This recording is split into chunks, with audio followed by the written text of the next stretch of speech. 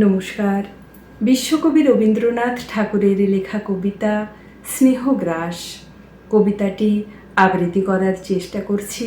ভুলভ্রান্তি ক্ষমা করবেন। অন্ধমোহ বন্ধ তব দাও মুক্ত করি, রেখো না বসায়ে দ্বারে জাগ্রত প্রহরী।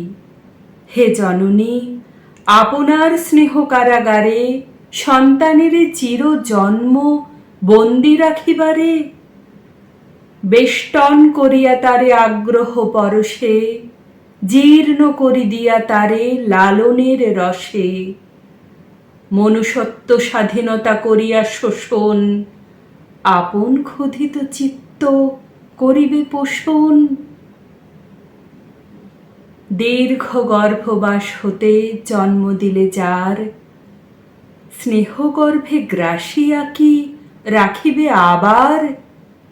চলিবে সে সংসারে তব পিছু পিছু, সে কি শুধু অংশ তব আর নহে কিছু?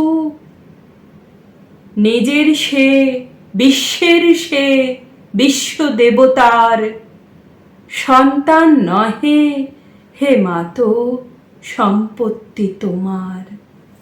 নমস্কার।